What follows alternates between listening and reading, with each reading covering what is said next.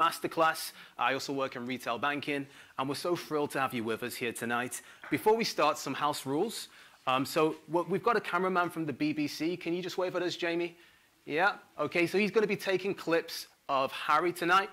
If anybody has an issue with that, please just raise your hand now. Does anybody object to being taken by the camera? Okay?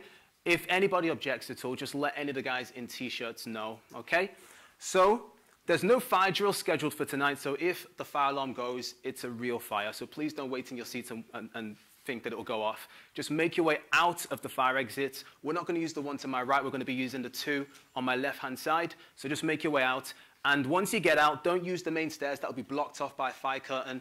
Use the stairwell to your right-hand side and just head up. It will lead you out of the building. Come to the front of the building, and the assembly point is to the right of Brownlow Hill on the grass area. Okay, so that's the fire process. Toilets. So toilets are just to the right-hand side of the open space outside. Many of you have walked past it. So it's just on the right-hand side of the open space outside there. Okay, if anybody has any questions about anything, about where to find the facilities, just see any of the champions. Once again, champions, can you just wave at us so that everyone can see you? Yeah, please see any of these guys if you have any issues with facilities. One more thing, this building is completely non-smoking, okay? So no smoking allowed, not even at the entrance.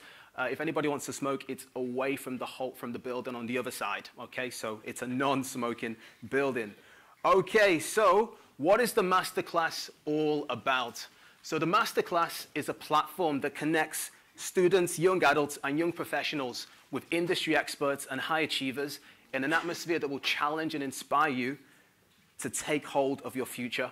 And we do this because here at the Masterclass, we believe that the outcome of formal education has to be more than just a degree and an average job. We think too many people go through the education system and end up with an average job, living pretty average lives. At the Masterclass, we don't do average. In fact, the word average is like a swear word, so please be careful how you use it.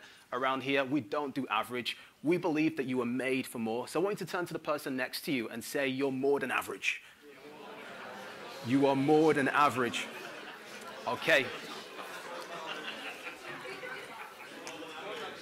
Yes, you were made for more. Okay. So we also believe that your degree or your current vocation isn't the final destination. It's just an enabler. It's just a stepping stone to the next phase of your life. And by developing yourself, you can hone the skills necessary to overcome the challenges and hurdles that life throws at you and achieve your true dream. Okay, so we're all about you guys achieving your true dream. Okay? If anybody's wondering as well what this kind of funny kind of speech mark symbol is all about, it basically stands for inspiration through communication. Okay, so we've all got stories, haven't we? You've got a story, I've got a story. And we're going to hear amazing stories from our speakers tonight, from Harry and from Lee. And the whole idea here at the Masterclass, we've got a vision that by sharing our stories, we can challenge and inspire ourselves to develop and, fulfill our full potential. Okay, so it's all about, us sharing our stories. Okay, do we all get it? Yeah. Yeah, awesome stuff. Okay, so why are you here is the question we're asking. Okay, we want to find out, what are your expectations for tonight? What have you come here hoping to get out of tonight? And I'm particularly focusing this question on our first timers. Who's here for the first time? Just wave at me if you're here for the first time. Awesome. Can we have a round of applause for all of our first timers? Amazing, amazing. Can I see your hands again? Because we want to hear from you. How did you hear about us, first of all? How did you hear about the Masterclass? Can you have a microphone over there in the top left? Yeah, please. Tell us, what's your name? It's Sheila. Oh, is it? Okay. It's Sheila, is it, yeah? Yes. Do you want to tell, okay, how did you hear about us? Through Eventbrite. Through Eventbrite, awesome, awesome. Did anybody else hear through Eventbrite? Anybody through social media, online? Anybody else? Okay, yeah, okay, wonderful. So Sheila, tell us, what are you hoping to get out of tonight? Why are you here? Well, to grow my aspirations and to grow the business. To grow the business, to grow your company. Run. Yeah. Awesome, awesome. Well, I can tell you that that's what we're all about. We're all about, helping you to develop, helping you to, meet people who can even help you with your business. It's a networking event, so this is for you. So I hope you have a really awesome time tonight. Anybody else here for the first time? Anybody else? Okay, yeah. Can we have a mic over there, please? Yeah, how did you hear about us? I'm just online as well. Say that again? Online as well. Online as well, okay. Okay, and why are you here? What are you hoping to get out of tonight? Promoting my business as well. Growing your business as well. It seems like that's a common theme tonight. Is anybody else here, anyone else here looking to get business ideas, grow their business, get new contacts? Yeah? Amazing, awesome, awesome. We're so happy that you decided to join us tonight, and we really hope that you get what you need to grow your business. Okay, so anybody else? We'll take one more. We'll take one more. Any other people here for the first time? Anyone else want to share with us? Yeah? Gentleman in the middle. Yeah, I'm here initially because Sheila enrolled me, but... Okay. So you had no choice. No, but I think that it's great to learn off people, and I think being in the company of people who are better than yourself, who can pass on advice and tips, people who've made mistakes, you can learn off those mistakes, and I guess that's what I'd like to get out of tonight. Brilliant, yeah. So that's all part of sharing our stories. As we share our experience, our stories, we can help each other to really fulfill our true potential. Amazing, awesome. Right, so we're going to move on to my experience. And here we just want to find out who here is a returning attendant, because the Masterclass has been running for, a couple of years now, and we've had several events. Who here has been to any of our previous events? Anyone? Okay, awesome, awesome, amazing. Okay, we want to hear from you guys, because at the Masterclass we love feedback. We want to find out, how have you found the Masterclass when you came? Has it added value? Have you really benefited from it? What has it done for you? So yeah, if we start off with you at the front, if you just introduce yourself and let us know, what has your Masterclass experience been? Hello. My name's Jamie. This is technically the third time I've attended, although second time was over video feed, as I was on holiday at the time. I attended the first Masterclass in February last year. I got the chance to speak to the entrepreneurs, Matthew Blanchard being one I've been in touch with ever since. I then spoke to Joseph, the founder himself, after we met for coffee and discussed my passions, my ideas, and the second Masterclass I wasn't here for, although I sent a video in as a delegate doing the exact same thing I'm doing right now, telling the people what I got out of it. And I'm back again now in the process of starting my first business. Awesome. Can we give him a round of applause? Amazing. Yeah, that's absolutely awesome. And that's what we're about. We're about helping each other to really fulfill our, our dreams and our aspirations. So yeah, we're so glad that you really benefited the 3 times that you came. So yeah, we're glad to have you with us again. Anyone else want to share their experience with us? Any previous attendant here? Anyone else? Yep, in the corner there. Can we have a microphone over there? So please just introduce yourself. Hi, my name is Vivek Darji. I'm second year mechanical engineering student from Liverpool, John Moore.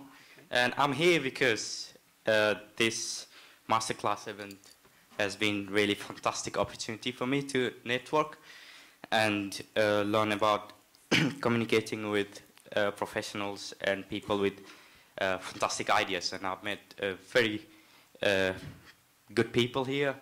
And also it's very inspiring. And I've been here for like 3 events, I think. And usually when I walk out of the room after the event, I feel very inspired and motivating. And the speakers, it's really fantastic to listen to their ideas, and you just feel motivated and then continue and aim for the higher. So I appreciate all the champions and all the people that make this possible. So thank you to everybody. Amazing. Awesome. Cheers. Thanks. Awesome. Awesome. Great stuff. Yeah, so we're aware that some of you guys have come from outside of Merseyside. Anybody here from Manchester? Okay, awesome. Yeah. Anybody here from Leeds? Anyone here from Derby? Anyone here from Cardiff? Okay, who's hollering over there from Cardiff? Amazing. Great stuff. Anyone here from Birmingham? Anyone here from London? Okay. Great stuff. Anyone here from anywhere else apart from anywhere I've said? Okay. Okay, just where are you from? Shout it out. From Preston, from Ormskirk. Okay. Amazing, amazing. Can we have a round of applause for all of our attendants from outside of Merseyside? So guys, we're so thrilled to have you with us tonight. We hope you have an awesome time. We hope that this event inspires you, it motivates you, and you walk out of these doors feeling really motivated to pursue your dreams. Before we go on, we're just going to watch a short inspirational clip. Please pay attention. It's going to set the tone for the rest of tonight. Thank you.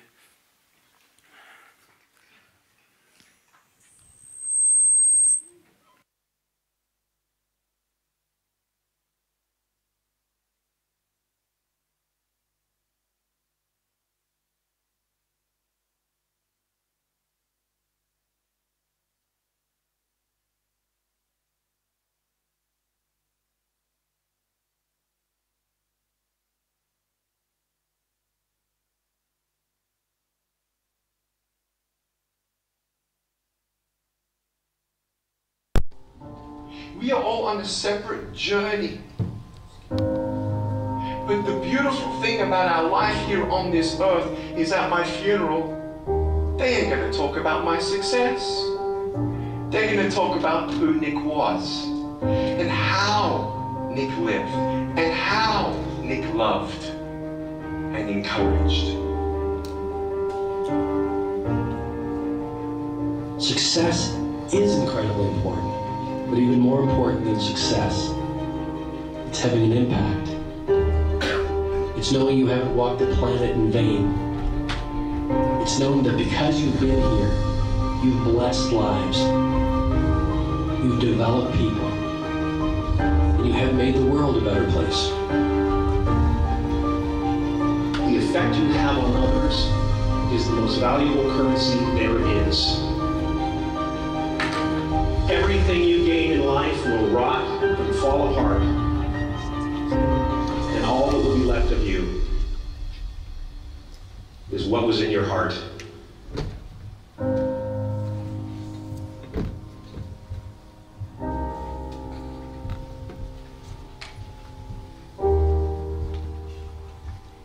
Life is a mirror, and life gives us not what we want. Life gives us who we are. When you were born, you cried while the world rejoiced. Live your life in such a way that when you die, the world cries while you rejoice.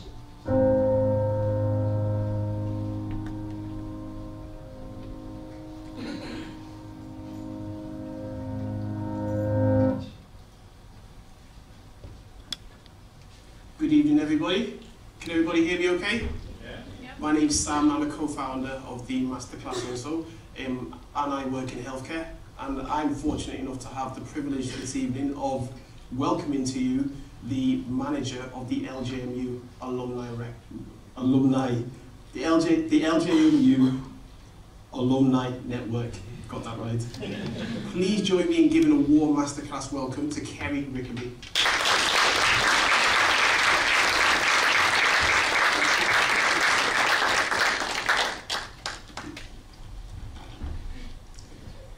Thank you, Sam.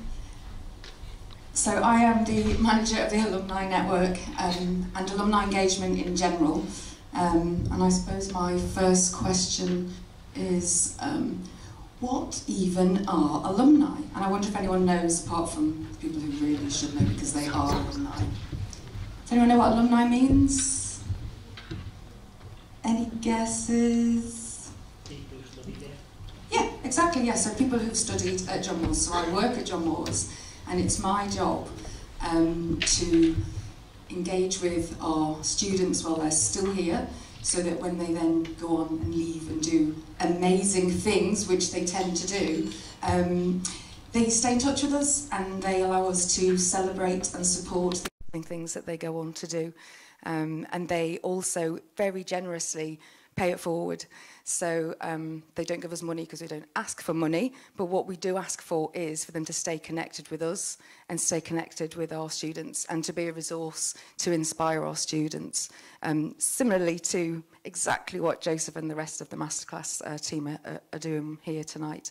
But we're slightly less inclusive because ours is just for John Moores graduates, so you have to study here to be part of our network. But being being in this role has given me an amazing privilege over the past few years. So I've worked with Joseph and the team. Joseph, I should mention, is a computer science graduate. So he's a member of our alumni. Sam is a pharmacy graduate. And one of our speakers here this evening, Lee, is an architecture graduate. So you're in just excellent company, I have to say, along with all the other members of the team, of course. So I work with a wonderful woman called Moni Akinsea, who is our Equality, Diversity and Inclusivity Manager here at the university. And I believe it was her that introduced me to Joseph. And as I say, that was a few years ago, and has given me the opportunity to support this type of event. And it's one of many really amazing events that I've been involved with our alumni. So this was funnily enough, a pharmacy reunion event. But I've also done things like this. Some familiar faces there. Looking very dashing at an event at the Philharmonic. So we do things like support reunions. So we've had that top right, that was a fantastic group of alumni who'd studied physical education back in the 60s, I think, at IMARSH, and they came back to do a reunion, a little bit of a tour at IMARSH, and it was just a wonderful afternoon spent with them. So I'm hugely privileged to meet with these people and support what they do and celebrate what they do, and it's an absolute pleasure to be part of the Masterclass. I have asked a few people where my T-shirt is, because this is not my first event, and I haven't got a T-shirt yet, so I'm disappointed about that. But it is wonderful to see so many people here, and to see so many people for all different reasons being here and with different expectations. But I mean, whatever your expectations are, you're going to be delighted, because it's just a wonderful way to spend an evening. And again, my thanks to Joseph and the rest of the team for letting me be involved in this. It's an absolute pleasure. Thank you.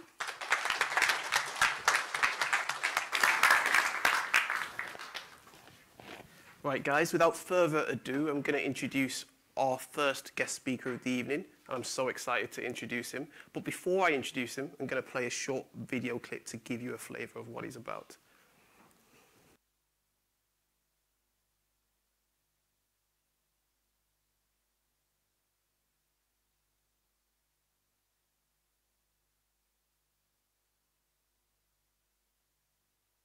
In swimming I became a professional swimmer by accident. When I was a child, my father was a building project manager, and I spent most of my summer holidays on building sites and sketching, drawing buildings. I thought, yeah, I'd like to be an architect one day. That was the early inspiration, you know.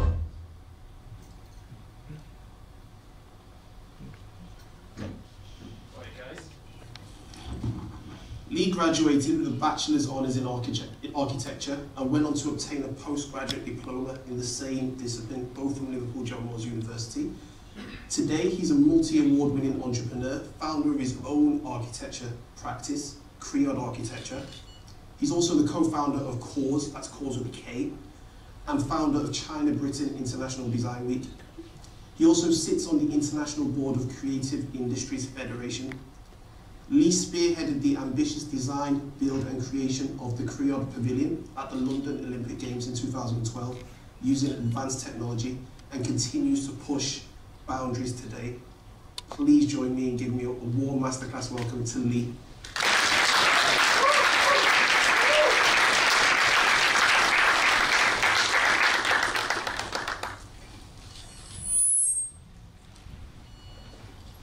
Hi, good evening, ladies and gentlemen. To be here. Actually, I studied, as you just heard, I studied architecture at John Moores University. Spent 6 quality years in Scotland. It was actually amazing. Actually, today I'd like to share all of my stories, why I did and why I did it. If you look at the like companies like Apple, it has got the same talent, the same technology. How does it lead the market year after year? When I was a typical architectural student like me, I had no recipe of success, but I wanted to design and build a pavilion. I had a chat with my professor about this proposal for my kind of part two, we call it, postgraduates. He said no. And I said, why? There's an architecture association in school in London. They do pavilions, you know, for the final degree shows. Would you consider to do that? For me to do that? He said, this is not a school, get out. And I just did it anyway, because I did it as a dissertation, and I thought instead of, you know, just for the sake of passing, get a good mark, but we should do something, we should just dig deeper and do something for real. So I ended up doing 2 projects for my postgraduates. Work against nature, almost killed myself. And I proposed 2 projects. And the questions arising, when I got this concept, the ideas, I realized, who's going to pay to build this? How does it work exactly? I didn't have a structural engineer. And where to build it? And we're in the middle of a recession. Who's going to sponsor anything like that? I didn't have all the answers, but I thought, just let's give it a go. And I turned myself into a salesperson. I started pitching, you know, this pavilion ideas. After thousands, you know, attempts, rejections, and failures, actually I spent £2,000 on stamps, second-class stamps, just saving money. Same speed, apparently. Second-class stamps and envelopes, and approached about 5,000 companies, all the CEOs.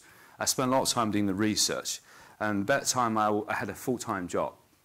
And you know, as you may know, in the architecture industry, it's not even 9 to 9, you know. It's like even 2 a.m. So I just work. I just believed in this idea. I think I can do this. I can do something extraordinary. And there's a concept. And fortunately, I've convinced a range of companies, you know, who believes in my vision and my ideas. They kindly sponsor their products, services, and make this pavilion. We built this pavilion, actually. And this is the original idea. These are 3 identical elements. You can move them around, creating different types of exhibition spaces during the day. At night, you push them together. It's like Chinese lantern. It glows in the dark, but it also secures itself. And that was the kind of prototype when I started doing this and trying to sell this idea to a range of companies, etc.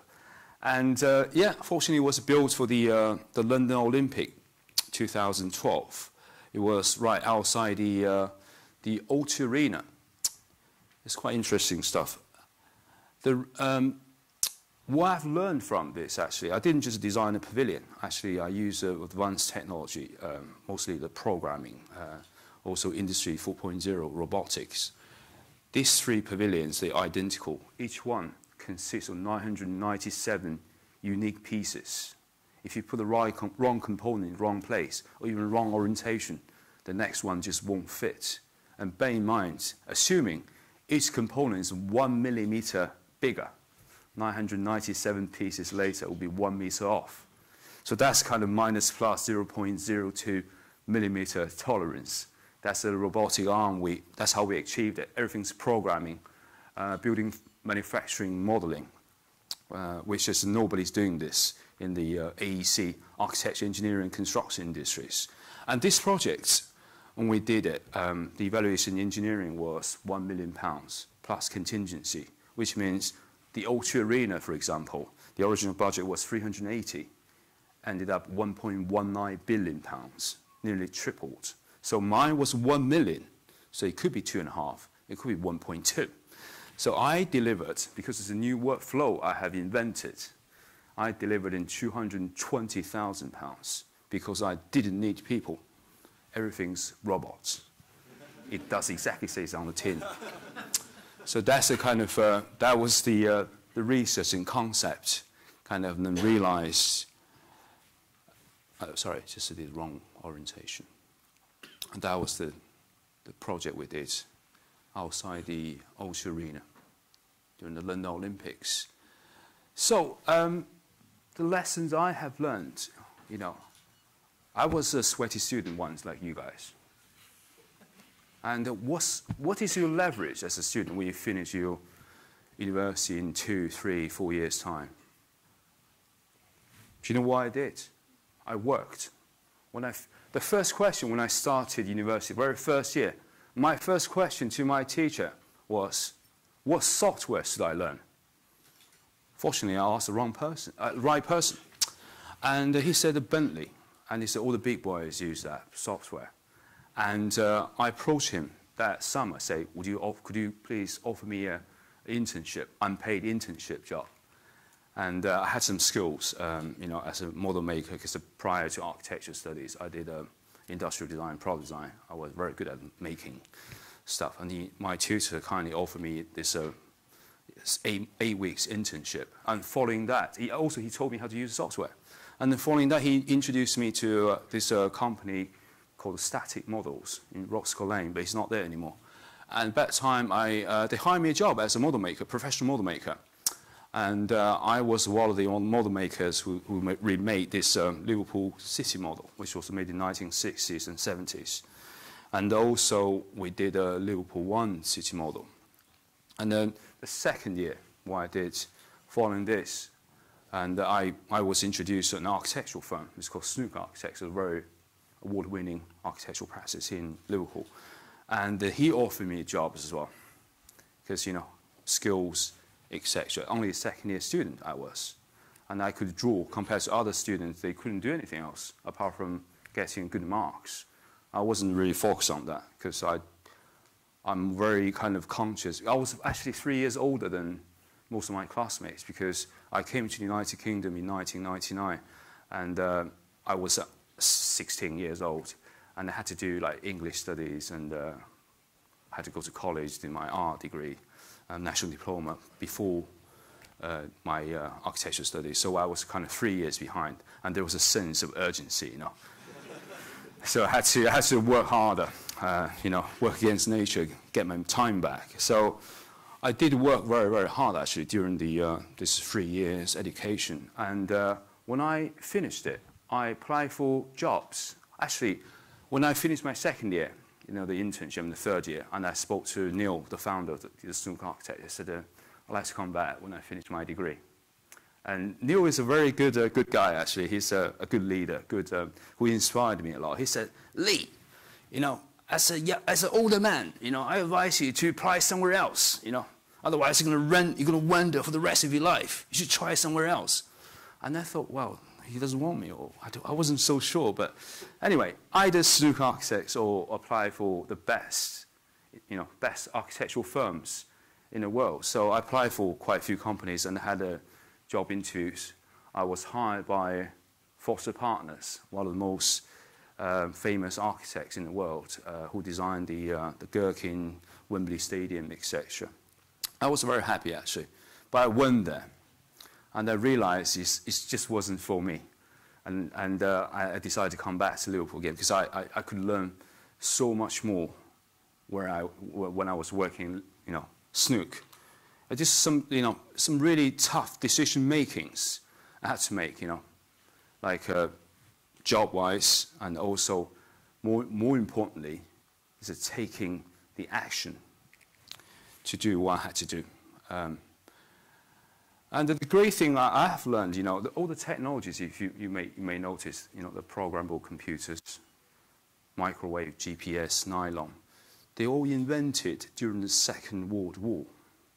Why? Because there was a sense people had no choice but be innovative in order to survive. So this is kind of my theory. It's the Chinese characters. The first one is called Wei. That means danger. And the second character, Ji, that means opportunity. When you put these two characters together, it means crisis. So which side of the coins are you going to flip? So we're now under the uncertainty, political uncertainty, but also Brexit is just around the corner. In the next few years, you'll be potentially, we will have a recession coming, or mini recession, sometime this year, very likely. So are you guys prepared for this when you finish university? Anyone? What's the backup plan? Something you have to think about. my experience, what I've learned, I did realize a degree wasn't the only answer. I worked. So now you're going to an interview, you ask your potential employer, they will ask you, what can you offer? What can you bring on the table? You don't have any experience, expertise. Not much to offer, is it? Unless you worked before. I was from China originally, but I didn't go back to China for 9 years because, you know, I worked during the summer. It was very hard actually for me. So during the summer I had 3 jobs, you know, work in children's park, Treasure Island, and then that's in the early morning. And midday, I work at Spar supermarket until 6 p.m. Start again 6:30, Chinese takeaway until 11. That was my day for 6 days a week, trying to save up, work hard. You know, I had no choice because the tuition fee was just too expensive. That time it was 10 grand. Now it's 20, I think. It's very difficult. But also, because of sense of urgency, it kept me very sharp. Push myself, accumulating skills, be better, be employable. It's a survival, like a Second World War. You know, we're trying to push our limits for survival. So that's what you need to potentially to look at when the recession comes. How do we survive, like the war? Would you like to be a victim? Who wants to be a victim? Or so-called the lost generation when the next recession comes? Nobody wants. But we must prepare. So this is kind of the story I've shared, and I hope I could inspire you, and I'm more than happy to answer, more, you got any questions later on, I'd like to share more about this. But anyway, thank you so much.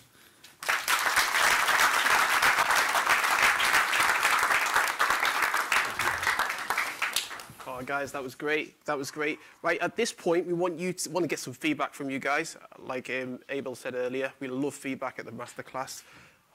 A lot about what you've just heard. We just want you to take this opportunity to use some of our social media platforms to just drop us a message and just say how you're feeling at the moment, what you think about what Lee said, what you think about the event so far, how you're feeling looking at the event going forward this evening.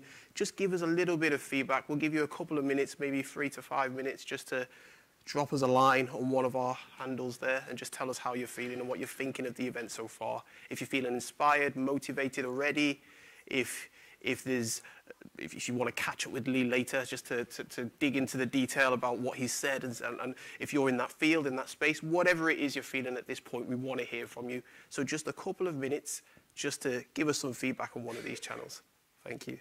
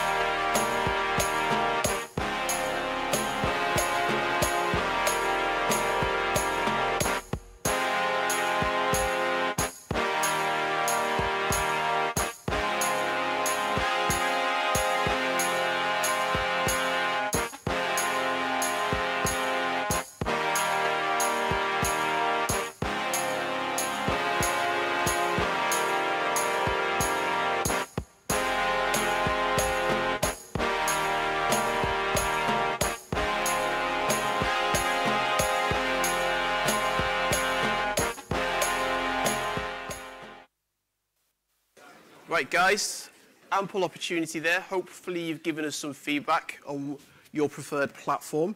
But when you were downstairs before you came upstairs before you came down here, we asked a question. So and the question we put to you, we just wanted to see what your thoughts were on this very topical issue. The question we put to you was, the gig economy, so in other words, freelance-based work, is predicted to make up 43% of the workforce here in the UK by 2020.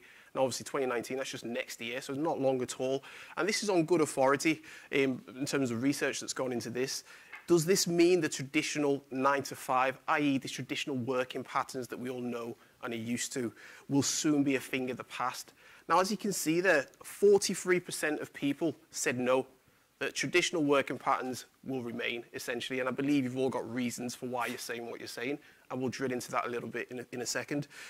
But the majority, almost 60% of people think, yeah, working patterns, traditional working patterns as they are today, will be a thing of the past. So we're quite interested in finding out why you gave the answer. So just by a show of hands, who said yes as an answer to that question, if you can remember? Hopefully you remember. Yes, and who said no, it won't be a thing of the past? Right, so I want to hear, if we can get some mics up, I want to hear first of all from people that said no, because as you can see, you are in the minority, albeit slightly, but significantly in the minority. Why do you think traditional working patterns as we know them today will be maintained going forward? So anyone show of hands again who said no? We've got a gentleman there in the purple. Just give us your sort of reasoning behind thinking that. Just because I think that not everybody in society needs to have that freelance nature. Some people need structure, and structure is good in some forms, I think. So I think that there will always be businesses that work 9 to 5. Yeah, so traditional patterns will always remain because of the structure that's needed, maybe in some professions, in some people's lifestyle. Who said yes? Show of hands, a few people that said that yes, it will be a thing of the past. I just want to see what you want to say to that in the way of a counter-argument. Can we get a mic down here as well? So what do you say to that? So conventional, structured working patterns will always be there. I don't think people really work 9 to 5 anymore. I feel like in the current climate, a lot more is sorry, needed. Can you put, sorry. I think a lot more is like needed for us. So I think 9 to 5 is sometimes a bit naive. Like there's so much pressure that isn't really a thing that works anymore. Yeah, so a lot of people want flexibility. I think we live in a time where people want everything, don't they? We want, even like as consumers, so we've got Deliveroo who can go to takeaways for us and just bring it to us. We've got like Uber Eats, we've got everything sort of continuous. So that does lend itself to flexibility in many ways, that we need that flexibility. So people working around the clock, different times that suit them. Does anyone have a counter argument to that? I'm not trying to start an argument, just to say, I'm just saying, just want to hear different points of view. Yep, we got just lady here. I personally think that the people that do 9 to 5 are more comfortable. It's more comfortable for them. So yeah. People that go out of that, they're usually the people that want to follow their dreams.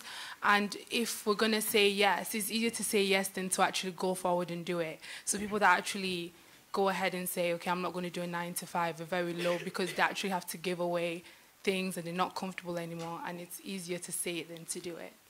That's an interesting point, isn't it? It is definitely easier to say, yeah, I'm not going to go for a 9 to 5, especially when you've got bills, you've got outgoings, you've got obligations essentially to fulfill. It's harder to then put it on your own back. But what do we, I mean, a friend of mine is recently, I work in healthcare, as I mentioned before, and obviously one of the traditional working patterns that we all know are family GPs, doctors, nurses, etc., that work regular shift, traditional working patterns. He's recently started a business that actually disrupts the whole of that. So his notion was that a lot of people want to see a doctor, but might want to see a doctor at 2 o'clock in the morning, or might want to see a nurse or at 5 o'clock in the morning, or at lunch break in work. So he's got a business that does that, that connects them to these people, whether it's via Zoom or Skype or some sort of video conferencing link. And if they need, and they can even go as far as to get someone to you, believe it or not, like wherever you are, they come to you. So again, so the people, the professionals that would conventionally work normal standard working patterns that subscribe to this platform, they actually can work any pattern. You can get up at 2 o'clock in the morning and decide, actually, I want to see a patient. I want to do a shift, like log me in, and off we go. So that's kind of really disrupting it. So I mean, it's a tricky one. Does anyone else I want to hear from anyone else that said yes, specifically. We've got, yeah. We want to hear the reasons behind your yeses, essentially. I didn't vote on this, but I think it really depends on the customer. And business is changing, and I can see convenience becoming almost a market. The likes of Deliveroo, everything becomes more and more convenient, which frees up more of your time. Based on your customer, in that case, your friend who's developed this business, that his customer may find it more convenient to see a doctor at that time in the morning. We're becoming a 24-hour society. It's not 9 to 5 anymore. We exist at all hours. Business happens globally at every minute of every day. So having 9 to 5 doesn't suit the global environment and the convenience environment. And do you think that in itself is what's driving this? So effectively that 43% of the workforce by next year essentially will be for sure. Gig economy. And the more people that become freelance, the more it's targeted towards that convenience.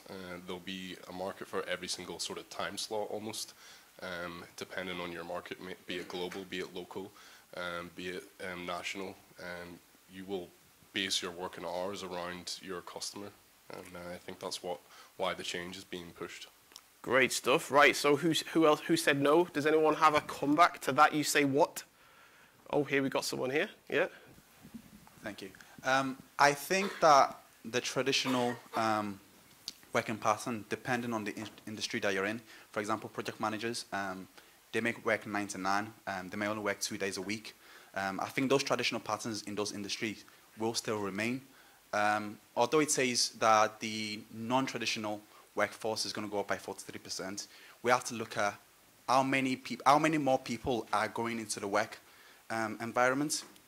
Because say, for example, 10 years ago, we had 10,000 people working traditional jobs, but as new industries are being created, like like convenience industries and stuff like that, we're having a new generation of people coming into workforce, but going into a different industry, which allows them flexibility outside of the 9 to 5. So I think you need to look at how many more people are going into work. So it might be a case that the amount of people that are going to traditional work environment is still stable, but we're seeing a rapid increase in new people going into a different industry that allows for that flexibility. So do you not foresee a time where one will completely overwhelm the other? So eventually there will be no conventional working pattern. So what was once conventional will just be one of many. I think what was once conventional is more a case of the majority of people were working the traditional 9 to 5, as you'd term it. But as we're looking, it's going to become 43% of people are working non-traditional roles by 2020. So we could see that become the majority. But I think that the traditional roles, the traditional working hours is still going to be there, because it's still required. It's like all of a sudden, I don't know, getting rid of the role of cleaners. Someone still needs to clean after the working hours of the day. So I think those roles are still going to be there. But it might be that the new generation of people that are coming out of universities, that are coming out of schools, they're going into a different new industries that weren't there 10 years ago. Things like, I don't know, delivery, convenience, YouTube, whatever it might be. So I guess the answer is that technology. What was once traditional may not be traditional anymore. Yeah. If that makes any sense, which is, I guess, is what the question is getting at, in the sense that that 9 to 5 or conventional working pattern will still be there for some people, but won't be termed as conventional anymore, because just as many people do that, if not more people do non-conventional working patterns. I guess what we're getting at with this question is, it's not so much, is the answer yes or is the answer no? We could go backwards and forwards for the whole evening. It might be, who knows? Next year's only around the corner. We haven't got long to wait. So we'll look at the figures again and see, okay, what percentage is conventional and what isn't. I guess the answer is along the lines of what Lee was saying earlier. It's about you. It's about us thinking about this and thinking, how am I going to position myself with this change on the horizon? Because this is on good authority, and it's 43% is a lot. So if you're a 9 to 5 worker or a conventional shift worker, there's a good chance, good probability that in the future, not too distant future, you're in the minority all of a sudden. But the question is, how are you going to position yourself such that you can take advantage of this in terms of raising your aspiration now to fulfill your ambitions and your goals? So how do I make the most of this gig economy, or the fact that the conventional is not going to be conventional very soon? Lee talked about Brexit on the horizon, potentially a recession again on the horizon. It's all about looking ahead and looking at what's coming and thinking, how do I position myself? How does this fit in with my aspirations and my goals? How do I turn it around? I love that Chinese phrase that Lee put up where it said sort of danger and opportunity. How do I look at this? Okay, 43% are going to be gig economy. How does this fit in with what I want to do? And how do I make this work for me in fulfilling my aspirations? That's really the question at the heart of this. So whether it's yes or whether it's no remains to be seen. As I said, we haven't got long to wait. But let's see what happens. I really want you to start thinking about that, have that at the back of your mind. Maybe some of you might not have been aware of this statistic. You might have just thought, I'm going to finish uni, get a 9 to 5, I'll be like everybody else. Actually, you might be in the minority in a couple of years' time if that happens. But start thinking about, how does this affect me? How will it help me to get where I want to go? How will it help me to fulfill my goals and ambitions? Does that sound good? Right, I'm going to introduce another of our co-founders, Joseph. A round of applause, please.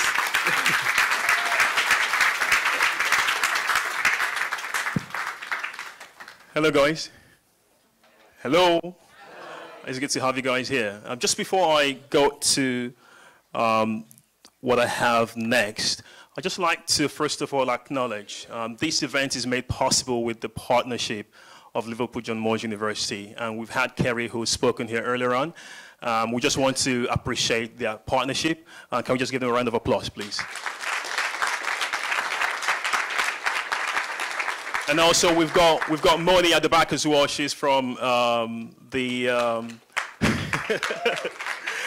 she's from the diversity team, and she's been a massive support to this initiative. Thank you very much. So before we carry on, I just want to acknowledge a few people here. There are a few people who are from the industry who are here with us. I'm just going to call out one or two names and before we carry on. So I just want to acknowledge the presence of David Murphy. So David is a branch director of Santander, and it's good to have you here with us. Also like to acknowledge the presence of Felix Obadan, who Mr. Felix was a previous speaker at the Masterclass. It's good to have you with us. Thank you for coming again. I just like to ask, is there anyone who is coming from the industry? So you're not a student, but you're from the industry, basically. You're working. Okay. Raise your hand properly. Right, so what do you do? Can I just ask you, what do you do? Project manager. Okay. How about yourself? Solicitor.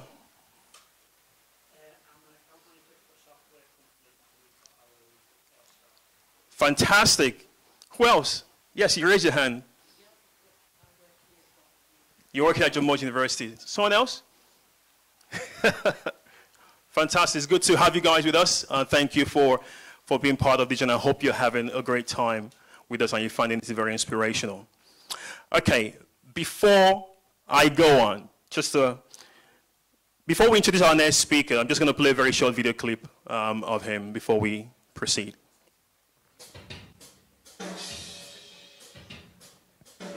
It's actually a funny story because I was actually in a history class and we were all complaining about why we sort of had to learn about Russia or the Russian Tsar when we could be...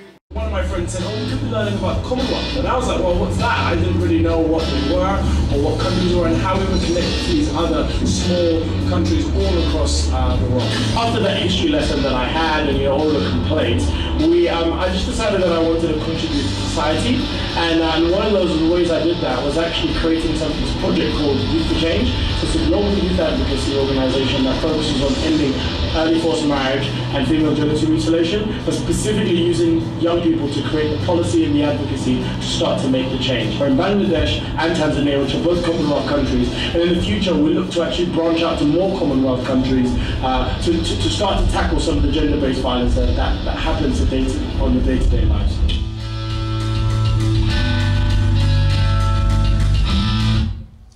Okay, so I'm just going to tell you a very background story here. So when we wrote up Harry's profile, and so we showed it to him and said, okay, we're going to introduce you this way. He said, nah, just tear that up. Just tell him I'm Harry Pinder. His story is very inspirational, both nationally and internationally. So without any further ado, ladies and gentlemen, I'm just going to welcome Harry Pinder to the stage.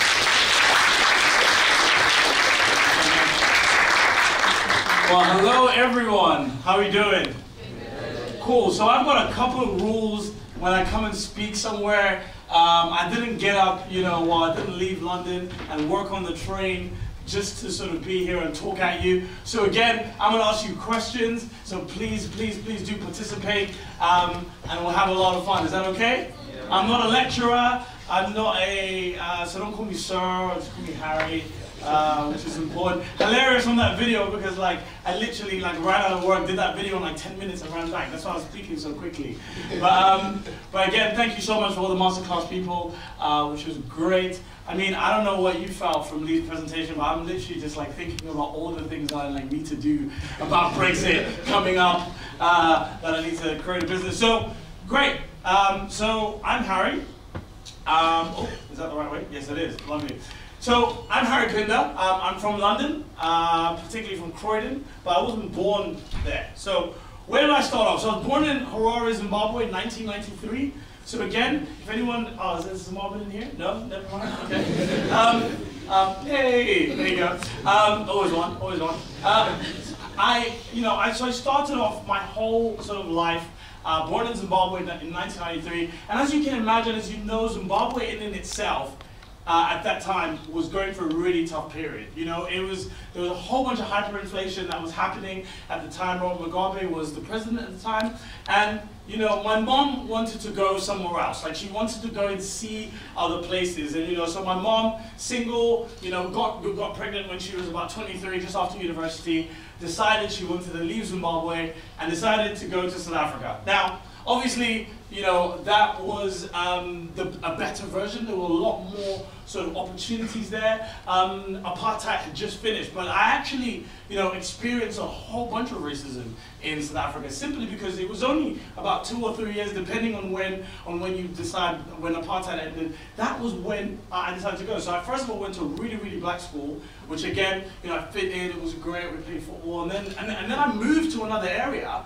And I went to a predominantly white school, and again, that was tough for me. And I think this was it was a recurring theme in my whole journey of being the odd one out. That was something that I always had and always followed me. Then my mom, because of some of the xenophobic attacks that started happening in South Africa, what I mean by that was the economy in South Africa was tanking at the time, and what tends to happen when that happens is the locals decide to say, well, if you're not South African, then, what are you doing here? You're taking our jobs. So this right-wing rhetoric that we get all across the world isn't sort of, South Africa wasn't necessarily immune to that. So my mom, again, wanting to look for other opportunities, said, actually, this place is not safe for me. There were so many people who were being beaten up in the street, who were asked for their passports, and if it wasn't a South African passport, they were taken and sometimes, and kidnapped. All of these horrible things were happening to people who weren't from there. So if you're from Mozambique,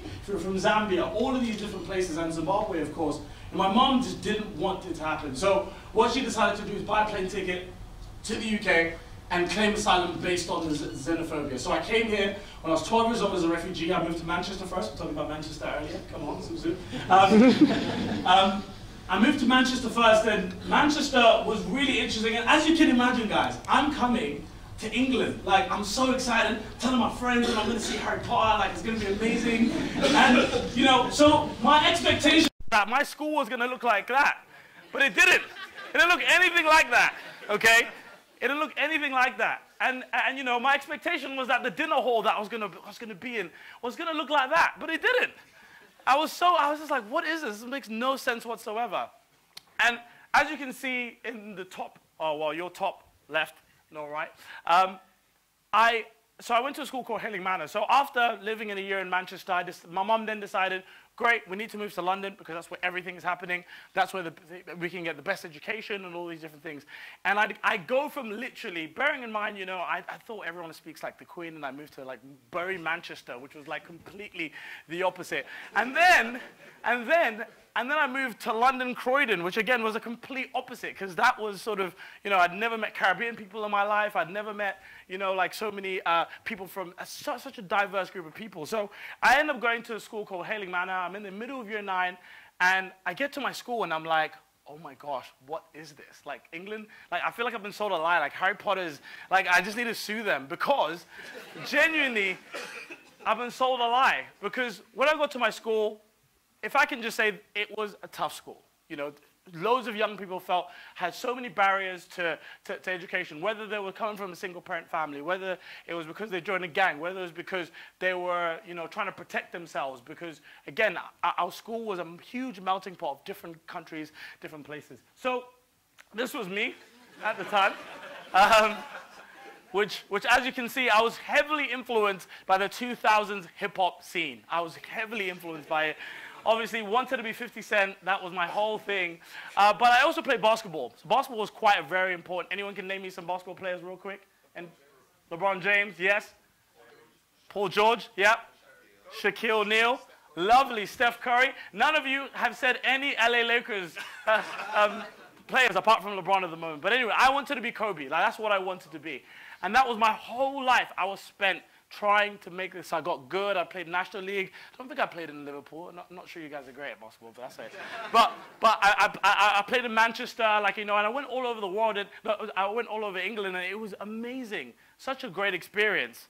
And so how did I end up in this political world? Like, how did I get here? So I remember specifically, it was year 10. Did anyone do religious education at high school? Yep. So we did that as well. But obviously, that was a class that you slept in. That was a class that you were like, throw papers, you catch up with your friend. I mean, in our ones, people bunked it. Like it was one of the lessons you didn't really do much in. And we actually got that changed to an amazing subject called citizenship. And we got this amazing teacher who came in, who did teach first at the time. She was a fresh graduate from LSE, had come and did international relations, and she put this quote on the board. And the quote said, if you were a different religion or no religion at all, would you be the same person? And I was like, whoa, I said, that's deep. And we had this huge debate about so many different things. And it was amazing because what she did, she inspired us to think and not to just regurgitate algebra or information. She actually valued our opinions. And that was one of the things that I knew for myself was so important, is to be able to think. So we debated about the Iraq War, about capital punishment. Should we invade Zimbabwe? All of these different things.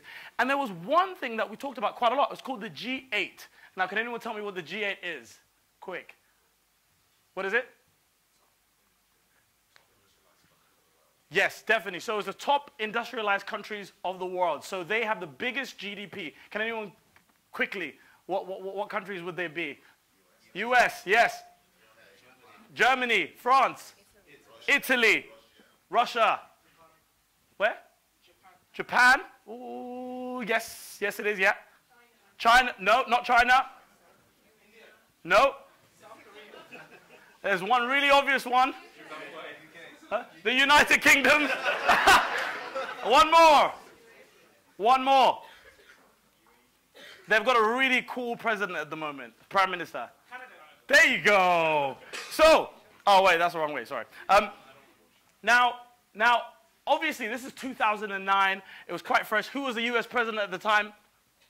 Barack Obama. Who was the, oh, okay. I was going to be mean. Who was the French president at the time? Sarkozy. Okay, so these are who they were, right? Oh, sorry, wrong way. And it was amazing because we talk about this group of people and say, wait, where are all the African countries? Where are all the other countries in and within that? And actually, what was absolutely incredible was that after having this conversation, one day, one of my friends came into school. It was break time. She was running, and she was like, oh, my gosh, guys, we have to enter this competition. And this competition was called the J8. It's a junior version of the G8 Summit. And essentially, what it was UNICEF were bringing together young people from all across the UK to come together, sorry, from all across the world to come together and essentially to try and create a communique around what young people thought of the world. Now, of course, we face so much, how do I put this in a very nice way? We faced so much opposition to everything that we wanted to do because everyone was like, come on, guys, why are you entering this competition? I mean, first of all, look at the school that you're from. Second of all, look at your color. Look at the race. Look at the class that you're from. There's no way they're going to get some kids from Croydon to come and represent the UK at this event. And, you know, we were so resilient. And we said, no, we didn't want to do it, so we put in our application, and this is what happened.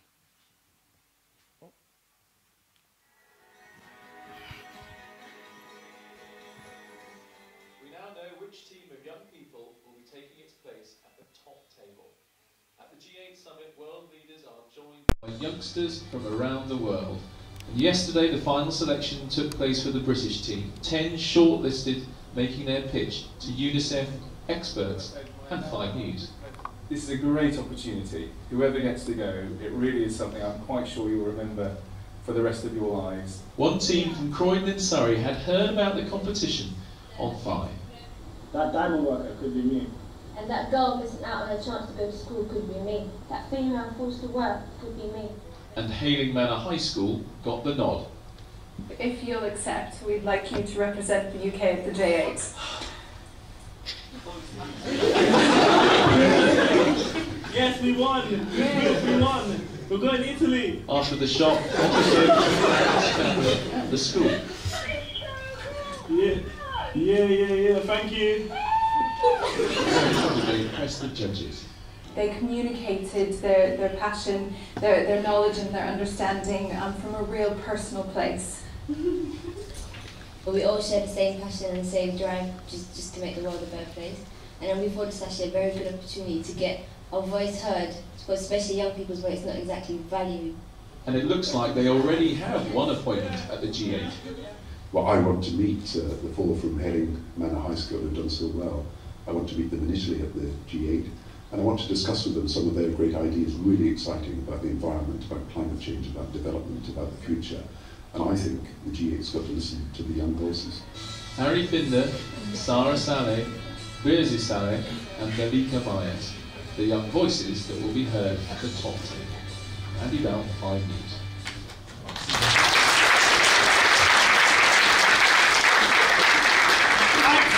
So much when I watched that video. First of all, like, come on, like, how did I not know how to do my time? Like, I had no idea. Like, it's ridiculous. But anyway, so that was the J8. It was in 2009. I got to meet all of the world leaders that we've just talked about. Obviously, Barack, literally after he got sort of voted in, which was an absolutely amazing experience. But the reason I'm telling this story is because if we listen to absolutely everything that people were saying to us, that they were like, why would they even pick you? You know, so there was 400 groups and they got 10 to 10. When we got to UNICEF UK, we were the only people of colour and we were also the only people who'd gone to a normal school.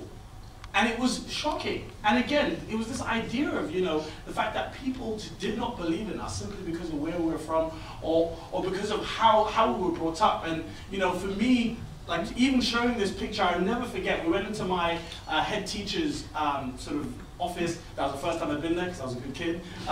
So we went in, and I remember he literally looked at us in disbelief. He was like, "Why are you even doing this?" He was like, he's like, "You guys need a day off? Like, you might as well just stay in school." So that happened, and it was an amazing experience. I absolutely loved it. And then I had a choice to make.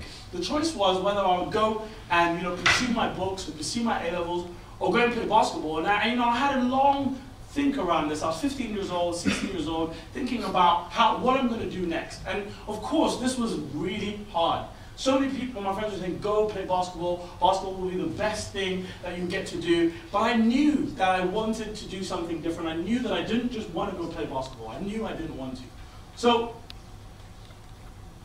there were loads of setbacks in and within that. Whether that was, you know, the fact that, you know, I was from Croydon. Whether that was the fact that, you know, that there was a class system, that people looked at me different when I would walk into the room. People didn't think I fit into that environment.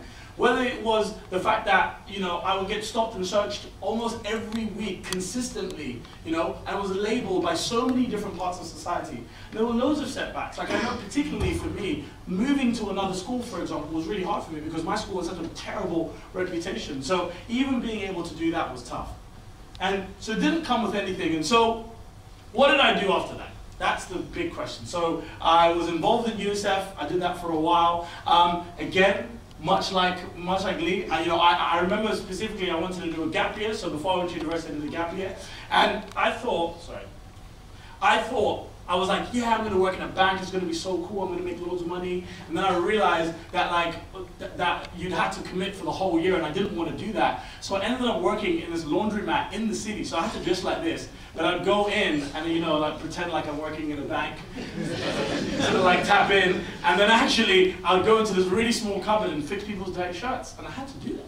Because ultimately, number one, I wanted to make money and I wanted to do that. So that was what was important. After that, I decided then I was going to go and work in Parliament. So I emailed my MP at the time and I said, look, I need some work experience. Gave me 2 weeks worth of work experience, which was amazing. I got a lot of no's. That was one thing that I know that Lee talked about, is the fact that he spent £2,000 on second-class stamps. Like, the reason he's here right now is because he did that. And ultimately, being able to face the no's, face the rejection, is a very, very, very important part of actually being successful. And you hear it so many times, and for me particularly, I asked so many different places for work experience, and the only place that came back to me was MPs, which was really, really, really important. So the MP, I worked for him for 2 weeks. It was amazing. He extended it to 6 months. He sadly lost his seat, but now he's the Chief of Staff at number 10. So, you know, you just never know where these things will happen. I worked at the Department for International Development, which I thought was incredible. But of course, I didn't just do this for my gap year. This is while I was at university. This was while I was still doing things. And of course, you know, it was quite interesting. Just a second ago, we were talking about this idea of a 9 to 5. So I always split my life up into 2. So this is what I did for my 9 to 5, and then this is what I did for my 5 to 9. And a lot of this actually shaped the way I was able to engage with the rest of the world. And so whether that was I was a he for she ambassador, I spent 5 years on the UNICEF board, whether that was I was part of the Global Changemakers program, whether that was, you know, I was part of the Global Citizens, and Hillsong was my church, and that was one of the things that I was really involved in and made sure I did. And this was all outside of the hours. I remember calling my lecturer and saying, I'm really sorry, but I need 2 months off. And he was like, what? He's like, you're paying £9,000. And it was incredible because, especially for him, you know, but because I said, hey, look, I need to go to the UN for 2 months. Like, I need to be able to deliver. And I was actively doing the stuff that I was learning about. And I knew inherently that it wasn't just about the degree that I got. It didn't have anything to do with that. And then, of course, was Youth for Change. Now, Youth for Change came out of frustration a lot of the time. Youth for Change was about the fact that I've been involved in loads of different youth organizations and youth initiatives, but what would always happen is that they would love my energy but not even care about my ideas. So oftentimes I'd get there and they'd be like, oh my gosh, great, here's a speech, can you please say that? And I'll be so frustrated because I'm like, well, you don't actually care about my ideas. All you care about is your representation, in inverted commas. So it's important, it was so important for me to galvanize a bunch of young people to come together and have a great conversation about how we can actually change the world from a youth-led perspective. And that was what was important to me. So that's where Youth for Change was born. And essentially, Youth for Change is a global youth advocacy organization that focuses on ending gender-based violence, specifically female genital mutilation and early forced marriage, but using young people to tackle those things. And that's my passion, is actually getting young people to write policy about things that affect them. Because ultimately, I work with senior civil servants all the time, and you're talking about there's a 56-year-old person who's writing policy for someone who's 17, 18 years old, and it doesn't make sense. So that's where Youth for Change came out of, and Youth for Change, we've been able to do some amazing things. We're in Tanzania, Bangladesh, and Ethiopia, and a lot of as an example, the new sex education curriculum that's going to come into schools in 2019, we're part of that process to be able to do that, and now we're helping the Department for Education actually write the curriculum. But the most important thing is because I actually dared to do it. I actually dared to dream. And what was amazing is literally last year, I got a call from a very, very, very place which I'd never ever thought I'd get a call from. And I don't do it for this, but part of the reason I'm showing you this is because I actually decided to chase something and to go after something because I was angry about it. I was like, there's an injustice here, and actually it's important that young people are included in some of the policy spaces. And this is what happened. So I ended up at Buckingham Palace last year, June, on something called the Queen's Young Leader Award, which is given to young people, 60 young people across the Commonwealth, who are positively shaping society for young people. And this in and itself was it was a whirlwind of emotions, to say the least, because actually, I didn't do it for this, but ultimately this was a recognition to say the things that I've been doing, are actually helping people. I love the video that we played a second ago that talked about what will your life look like after. Would it be the fact that you made loads of money, or how many lives have you impacted? And that was what was most important to me. So what's next? What do I do next? I'm now I turned 25 in July, and what that means is I'm actually too old to be part of Youth for Change, because Youth for Change is between the ages of 15 and 25, and after that you get kicked out. And the reason that is because we wanted to make it so sustainable, because we didn't want it to be run by people who weren't young people, because otherwise there's no authentic. So what does Harry decide to do next? Of course, I've got my 9 to 5, which is what I do know, but I need to be able to do something else. So we decided to create this campaign. And if you go back to my journey where I talked about my decision between, basketball or the academics, and there was something inherently in me that was like, why is everyone forcing me down the basketball route? I don't understand. Like, why isn't anyone encouraging me to go down the route of academia? And I realized this is because I was a black guy. Because they felt that it was much more appropriate for me to go down the route of being a sportsman, or go down the route of being a rapper, or go down the route of going down the criminal justice system. And that was the norm. And so again, this is now born out of another frustration, which is like, why are we funneling a group of people into this society? And it's a much wider point than that. Why is it that that we're limited by our class, our gender, or our race, to the things that we're meant to do? And so I decided to do something about it. And this was the campaign we decided to start. It's called 56 Black Men. I did it with a guy called Cephas. I don't know, some of you might have seen some of the media coverage around it. We're going to be in Good Morning Britain on Friday. And again, the idea around this was changing the societal narrative of black men, particularly of black men and success, and what we can and can't do. And it's much wider than just black men. It's actually telling each and every single person that your race, your class, or your gender does not define what you're able to do, even though society will have a certain set of standards for you. And so what we did is, provocatively, put engineers, entrepreneurs, doctors, scientists, surgeons in big black hoodies and actually label them that way. And we're able to show it. So this one's actually, I think, is a printout of The Guardian.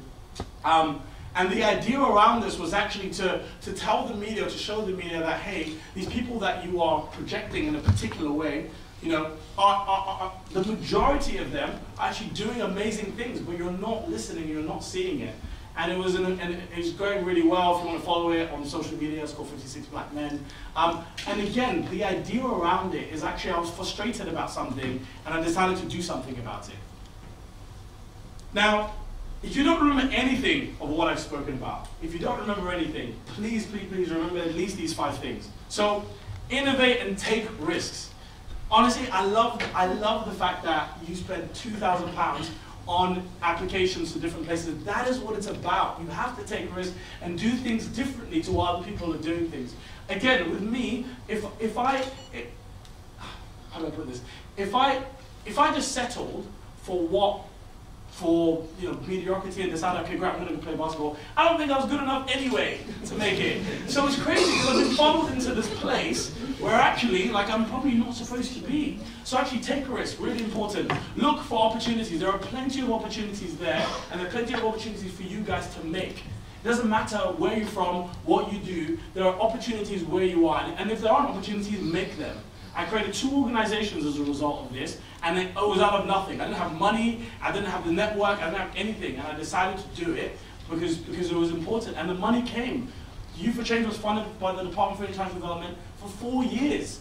Like, again, you know, it's about taking that step. Plan, make sure you plan. Like, don't just sort of gun-ho, machine gun it doesn't work.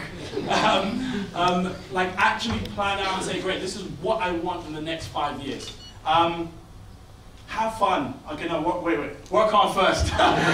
Work hard first, and I think that's important. So again, like I put it up there, I had a 9 to 5 and a 5 to 9. Even right now, you know, so I'll tell you what I do. I work at the Home Office. I am an EU exit immigration policy advisor, and what that means is literally the whole Brexit process, the immigration part of that, I policy advise on that. So again, I've got that, and you know, it's not an easy job at the moment, you know. It's not a 9 to 5 job, definitely.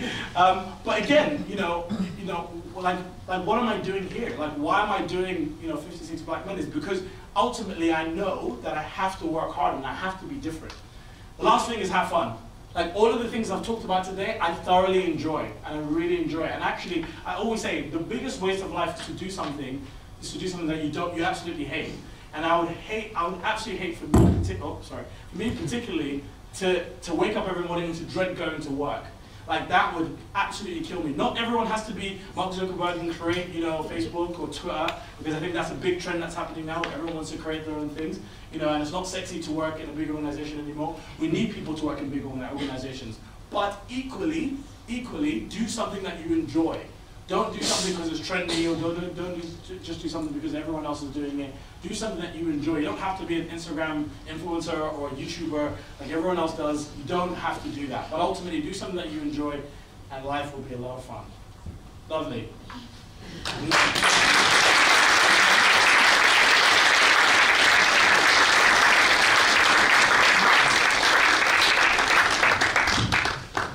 So you decided to keep the... Yeah. I thought that visual was great.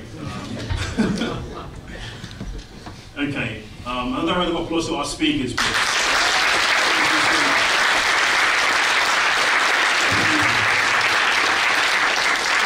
Wow. So we're going to go into a time of Q&A, where I'm sure you've got lots of questions to ask our speakers. I'm just going to invite them over to have a seat.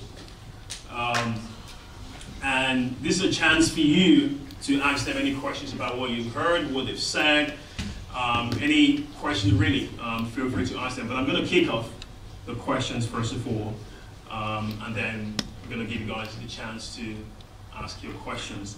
So the first question is going to go to Lee. So the first question is, what is the biggest risk you've taken to date, and how did you find the courage to go for it? The biggest risk was the pavilion project. You know, there's so many uncertainties. And bear in mind, you know, I was serious during the last recession. I had a full-time job. Most of my university classmates were unemployed, had a job. That was something, you know, outstanding, you know, beyond, you know, because literally there were no jobs in the market, and I had one. And at the same time, I was doing other things. And potentially, if even my employer found out, if they did, I would be sacked. That's the kind of thing. But I worked very hard. I remember, was so focused, because finish work late and beat myself up, keep working, doing research, writing pitch letters to all these companies, find out what they want, what they're looking for, how I can help them in order to be part of this, the exciting initiative. And I did actually work against nature, especially during the winter time. It's always dark, when wife wakes up. So just walk into the living room and I said to her, "What are you doing?" And she said, 7 o'clock in the morning. I just realized I didn't sleep at all. Took a shower and go to work. That's the kind of. And my wife was very worried. If this project didn't happen, I might kill myself. And I said, "Don't worry. If I jump into the river Thames, I wouldn't drown because I used to be a professional swimmer."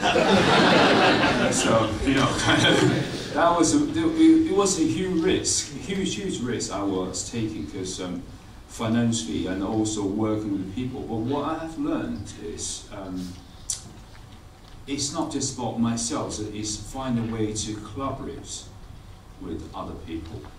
Because if you think about it, life is about perception. Most people believe that if you work hard, believe in yourself, and try your best, and that's the key to success. But that's the romantic part. But the reality is, to me, success is actually given to you by somebody, which means, if you look at the successful people, Bill Gates, they'll come from very privileged family. Donald Trump, even Jack Ma, the Alibaba, he had nothing, but he managed to convince people to join him, to develop this business, become a multi-billion-dollar business. And in my case as well, I was a completely stranger to these 4,000 companies, and I managed to convince 13 of them, HP, Bentley, Capgemini, so many companies. And I was a totally stranger to these people. They look at me like a crazy Chinaman.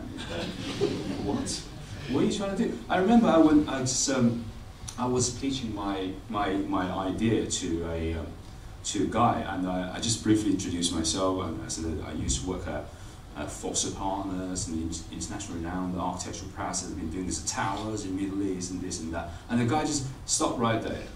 If I want to hire Norman Foster, why am I talking to you? It was brutal, but it's kind of learning curves, a learning process. And the other ones, I proposed this idea. I said to these GNTs, this is a very big, project management company, and about this idea, the technology, how we make things much more efficient, and bring value to this construction, industries. And he said that, I've been working in this industry for 35 years, but good luck. That kind of things. But it's an interesting journey, You kind of discover yourself. You go in different, you propose different ideas. Some work, some don't, but you learn from it. And that's the kind of, it is a risk, but it's also, in the same time, if you don't give up. Fortunately, I used to be a professional swimmer. I'm kind of very tough to myself. I didn't give up, but I took the risk, I didn't give up. But it's a great outcome. You pay the dividends. And I encourage you guys to do that as well. The recession is coming, but the Chinese carriers, as I said earlier, the Weiji, danger, and opportunities means crisis. We decide the coin. Are you going to flip? And that's up to you guys. Fantastic. Round of applause.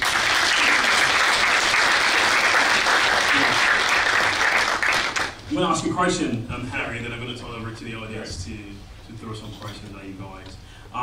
You won't share this story. I think you probably sort of alluded to it briefly while you were talking about an experience in school where you were repeatedly told by teachers and press you would never fit in. Yeah. Can you elaborate more on that? And how did you sort of defy the odds to obviously go and do the amazing things that you've done and you're still doing now? How did you sort of summon up the courage to defy the odds? Yeah, I mean, and I guess that was because everyone probably knew my story because, especially when you move schools, there's a file that goes around with you, so people just know that, oh yeah, great, you came from Zimbabwe, it must be this broken kid, and there was loads of different things that were put on me simply because of where I was from.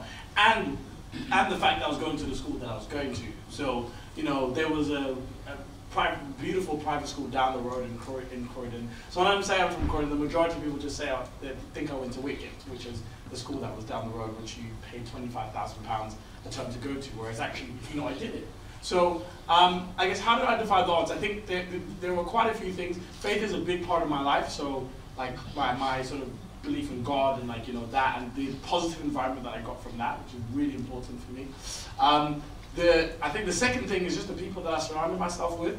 A lot of times they weren't, you know, I had older friends a lot of the times. A lot of them were doing, you know, really interesting things. They weren't, you know, like, again, even something as small as, and I always say this, the fact that so my church is in central London, the fact that I would go to central London every single week, you know, just open your eyes completely differently to like the bigger world. I have friends who have never left like Croydon. Like, you know, some people who don't even live in London probably seen more of London than some of my friends, because again, it's this idea around, you know, the perception that they have, which just fits within this box.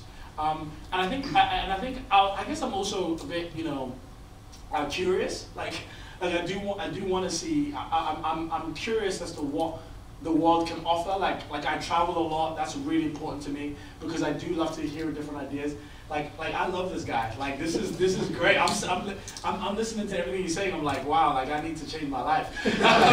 but genuinely, because actually, like, you know, and I get fascinated by different things. Like again, people ask me what motivates me. You know, like I think rappers motivate me a lot because of, again, the trials and tribulations they've gone through and where they are.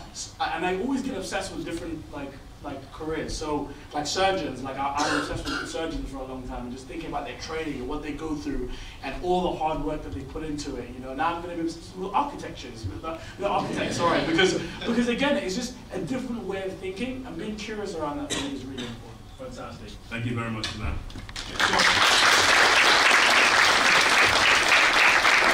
I'm going to turn it over to you. Anyone's got a question for either of our speakers? Anyone's got a question? Yes. Yeah, Lee. You're going to get a microphone. Just tell us your name and then ask a question. It's Martin. Yeah, questions to Lee. When you had that 3-year experience where it was tough and you were working quite a number of jobs, were there any low points and what kept you going? What was your personal motivation? Yeah, the motivation, my trick is, you know, I trick my mind usually, you know. For example, I usually create a healthy competition with enemies. And that kicks my ass, you know, I have to move, you know. There's a sense of urgency. That's very important, the sense of urgency, you know. The Second World War, the recession, you know. It actually, you know, it gives you, it drives you, that's the kind of thing. And also, there's another tip I have learned. You try to trick my mind all the time. You know, it's like, when I was a student, most of my classmates in the School of Architecture had all the software installed on their computer, all the cracked version. And it ended up, they know a little bit everything, but they're not good at anything at all. So why did I work and I bought software, the education version is much cheaper than the full license, and I had no excuse. I purchased software.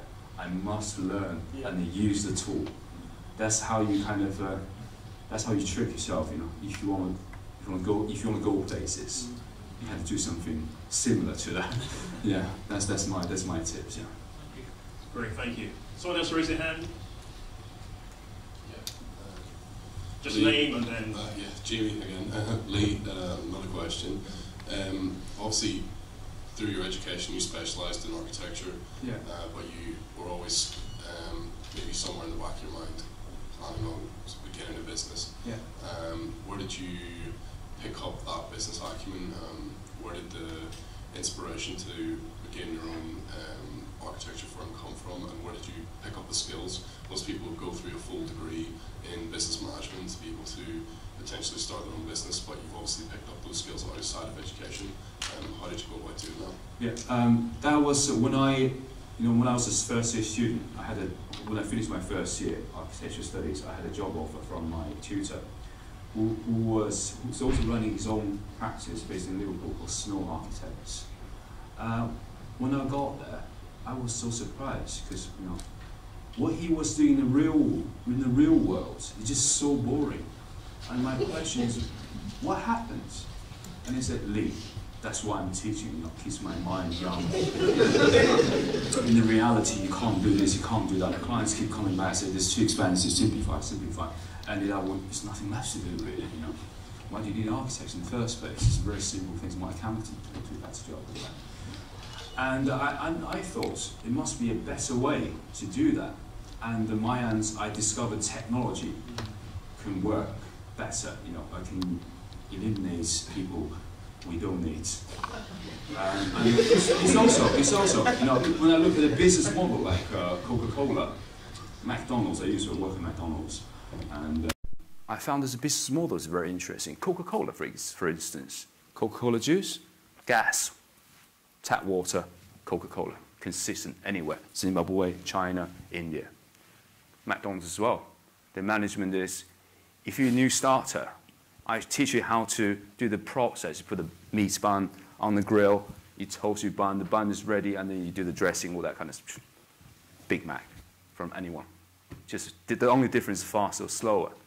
So, and when I was working in Foster Partners in London, I discovered they have this technology, and then I developed further, and then invented a new workflow, and that gave me this kind of confidence. I want to start my own in a different way, using technology. That's why this project is a proof of concept, actually. You know, something more expensive, much more challenging, but it costs you nothing, much cheaper. But now what I'm doing is we just co-founded a new company. We design and make high quality but low cost, affordable homes. And we in collaboration with politicians, you know, councillors, MPs, and we will start building, well, the first project will be in Croydon, actually. A nice space. And, yeah, so that's how I started. It's like, it's almost like, as I said, you know, the success is given by somebody to you. It's true because, you know, if you look at, you know, what I was doing, people didn't know who I was, but somehow I was charming, whatever it's called, and they convinced them, and they're on board.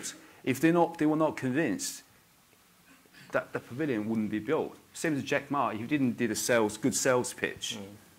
No investors, so there's no Alibaba, there's no multi-billion-dollar business. So that's kind of, you need to find a new way of thinking towards, for me, is architectural design, development, and you could think about you know, even the finance. You know, how do you convince a bank? Because, you know, if you do the traditional building, they release payment by stages. But if you do factory made, you have to pay 40% because there's 150 house units being made in a warehouse now. So they need to be paid. So it's the ecosystem you have to change. It's not just changing one sector or a clause on the paperwork, or in contract.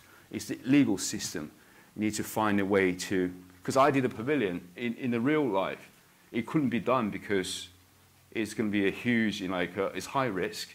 It's going to be a huge court case at the end.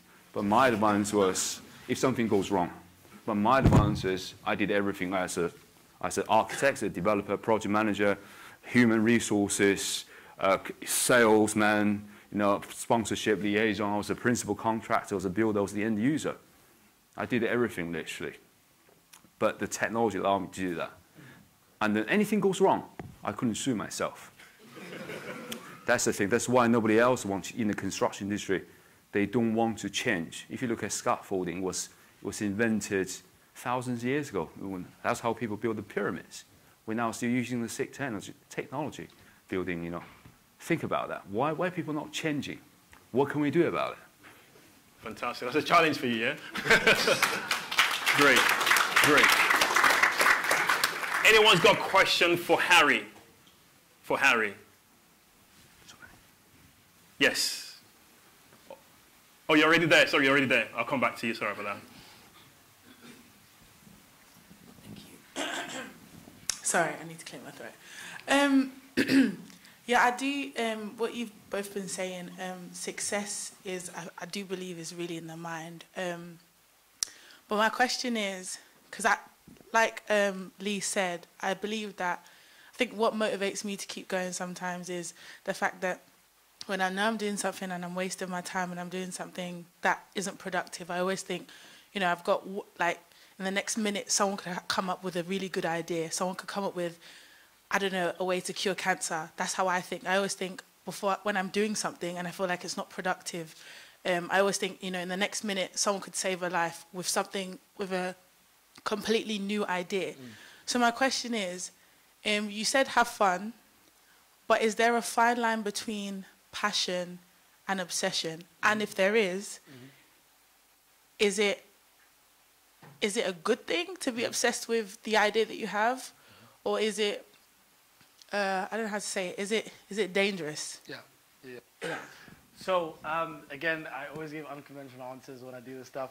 One of my favorite people, if you can ever watch any documentary about someone, is Kanye West, about the way he makes music. Forget about all of the stuff that's in the press. If you literally see the way that he makes music and how he's passionate about music, it makes me think, oh my gosh, I don't know my craft as well as he does. And I think for us, like for me, like actually interestingly, this year for me is about perfecting my craft.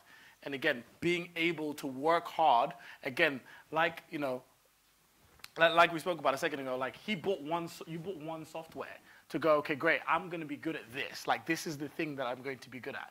And being obsessed with that is absolutely fine, as long as, you know, there's a balance. Does that make sense? The reason I say have fun is because, you know, like for me, why would I want to sort of, in inverted commas, waste my life on something that I'm not actually enjoying? I don't actually enjoy doing, that doesn't fulfill me. And again, you know, the thing that fulfills me is being able to combat injustice. That's what fulfills me. To be able to come on the other side of the sun and say, great, we've made this better as a result. The policy has changed for girls in the UK as a result. Like that, for me, fulfills me and fulfills what I do. And I guess if it didn't, and if I didn't enjoy it, then actually I wouldn't also, it's like a circle, I wouldn't be obsessed with it. So it's sort of like, you know, so for me, if you've got an idea that you really love, you can hear about all the different stories. I'll use Kanye as an example. He got turned down by so many record label deals. They heard Jesus Walks, they heard Gold Digger, they heard all these massive songs that we all know and that we all sing that sold millions of records. But again, he persisted because he was obsessed. But he loved the craft and he loved what he did. So for me, like, I love the craft. I love being able to talk public policy. I love politics. I love the whole bit. Because actually, like, it fulfills me, and I absolutely love it. So I don't necessarily think, obviously, there are times when I don't want to talk about it, you know, like, and there are times when I don't, but actually knowing the end result and knowing what fulfills me actually pushes me through that. So again, the hard work of being able to, at the end of the day, where all of my friends are going to the pub and chilling out, I have to go back and, you know, go on BBC and talk about 56, you know, like all of these different things. The thing that motivates me is the injustice, because actually the sacrifice does come, like, because there is a sacrifice for that. Thank you very much.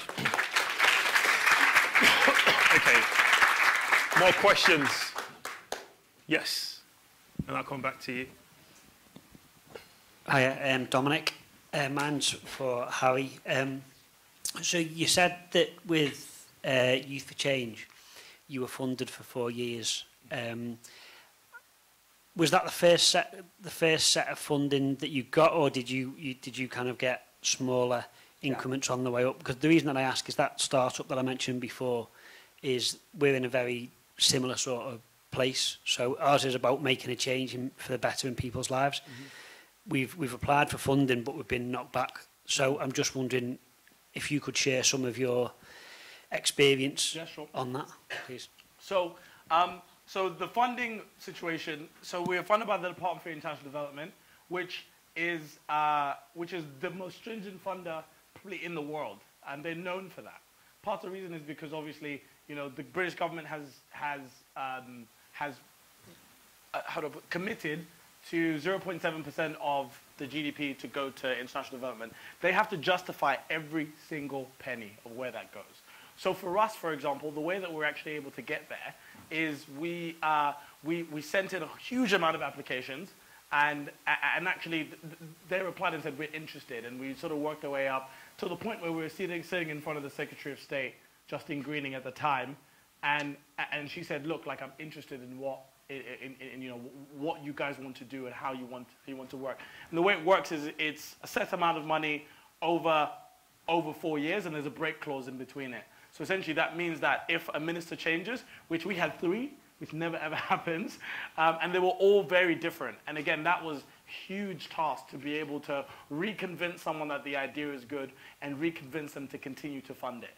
But I guess, you know, just for context, Youth for Change is a charity. Like it is an NGO, it's a charity, so it's non-profit making at all whatsoever. So it's not a social enterprise. So again, like it's difficult when you've got social enterprises and you've got sort of businesses that have a sort of CSR background and stuff like that. But that's sort of the way that it was done. The one story I will tell about that meeting is we pitched 3 versions. Online space, a national space, and I was like, yo, let's put in an international thing, like where it's complicated, it's the most expensive, we might as well because we're in the room. And you know, to our absolute shock, that's why we're in Ethiopia, Tanzania, and Bangladesh, is because I dared to actually go, well, we're in the room anyway, like why don't we push and see if we can get as much as we possibly can. But I would say for funding, I would say look at trusts, like that's, you know, those are absolutely massive. Philanthropists as well. But obviously, you know, there are professional grant writers who are there, who you're able to use as well. Some of them are ridiculously expensive, don't use them. Like again, the people who actually help organizations to galvanize that. So again, like, I'm happy to talk after about it. Just before I give you the chance to ask a question, just out of interest, you know, because when you talk about meeting Justin Greening and these people, I mean, we must be thinking, well, he makes it sound really easy, right? Yeah. How do you actually get access to people like that? And I think the same for you and Lee as well, because you've had the privilege of working with people in the political space as well. So how do you guys sort of get access to these kind of people? Oh man, you just knock on the door, because I feel like we cancel ourselves. You know, we cancel ourselves out all the time. Like before, like we don't even put ourselves in the running to be able to do that. You know, like, and it's so important that we don't just sort of go, oh well, they're not going to listen anyway, or you know, write someone a really nice letter. One of my friends got an amazing internship at Airbnb because he wrote a letter out, put it in one of those like glass bottles, put piece of sand in it, literally put it in a massive box like this with Skittles in it, and sent it to Airbnb. You have to be different. Like you have to try something. Like why not? Like again, like even in that instance, we knew that it would be ridiculously hard to get DFID to actually fund an international youth organization that was run by, at the time, a 15, 17, 18, and a 21-year-old. You know, like, it's ridiculous, but we tried. Like, and I think if you don't try, and you're used to the rejection, then you don't get access like that. And of course, when you're there, then you better be damn good. Like, you know, don't get there and not be great, and then they're like, oh well, this is why I don't give people opportunities. No, genuinely. So you better be good when you get there, and I think that's really important as well. But yeah.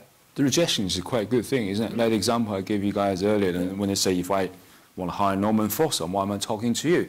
So from that point, it's a realization. Yeah, I had to change my pitch, literally. So from the next meeting onwards, I actually focused very, very briefly talk about what I've done in the past, and straight to the point that this is the amazing project, and what am I offering? You start talking about what you're giving, not taking. Giver. Be a giver before you take. Give and take. You gotta take too, though. Yeah, of course, yeah. That's the trick, yeah. But there's a very important lesson there. Be a giver, give. Yeah. That's very important. Yes, I'm going to take a question over there. Yeah, this question is directed to both Lee and Harry. I'd like to know how both of you manage your time, because both of you have managed to accomplish a lot of things in a short period of time. Yeah. And also, do both of you actually get tired? Because, like... Yes. So much of things. I mean, 9 to 9, like, how do you guys manage it?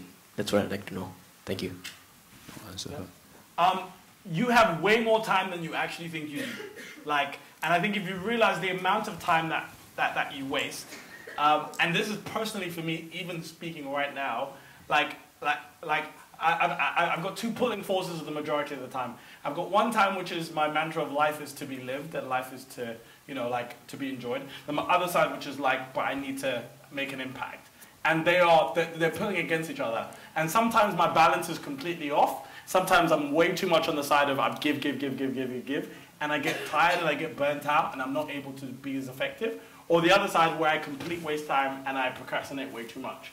So again, I think identify your time. You guys have got, and again, I'm just talking to the graduates here, you guys have got a whole summer of like 6 months, which I think is complete robbery, but still, like you've got 6 months where you can do something and actively do something. And if that's, and that doesn't necessarily mean create a project. That's not what I'm talking about. I'm talking about being able to do things that will set you up for the future. So if that means you are traveling, if that means you're going to China to teach English, like there's so many opportunities for young people. That's my most frustrating thing in the world, is the fact that there's so many opportunities for young people and they're all undersubscribed. All of them. Because we don't take the initiative. And it's frustrating. But yeah, so I think we have so much more time than we think we do. And again, bear in mind, like I've got a fiance, I'm trying to get married this year. I've also got like a mom. I've got like a mom. I've got a mom and a sister. I'm active in church, like all of these different things. And it's about balance for me. Like it's about balance. And it's making sure that like I've got that. There'll be some times where I can't be as involved in my extracurricular things that I can be, especially now because exit day is literally 4 weeks away. But again, like, it's about balance and being able to do that. But I definitely get tired, and when I do, I need to know the signs of when I get tired, and I need to know what to do. Yeah. Thank you. How about you, Lee? I totally agree. I mean, yeah, absolutely. My background is, if you study architecture, you have to work long hours. Like when I finished my degree, I got a job at Foster Partners. My very first day turned out with Sutong, energetic. Hey, I'm one of the first, LJMU student who got gone to Foster's. Very proud, and then when I got a job there, actually, the very second day, I remember, I would just hang out, at lunchtime, eating some sandwiches outside, and they were just talking about where are you coming from, which university you study, Harvard, Yale, Architecture Association, UCL. What about you? Liverpool John Moore. And those guys said, what about in China? I thought I said in Liverpool. And I said, Liverpool, man. Do you know the Beatles? It was quite funny, And the time management is quite important. It's first thing, as you said before, is doing some things you really love, you like. And naturally, you're more focused, without doubt. And secondly, is you have to, have a good work ethics. Like when we're working in Foster Partners, it's start at 8:30 in the morning and finish 4:30 next morning. That was my first day. That 18 hours, brief lunch, brief dinner. That 18 hours, not sitting there like zoom in, zoom out, pan view. It's not that. It's actually you had to be very productive. That's the kind of the environment. It's very competitive, very hard working. Time is the biggest enemy, So as long as you enjoy what you're doing, even if it's hard, it's tough, you don't feel that. You don't feel anything. So you love it. That's it. Fantastic. Thank you very much.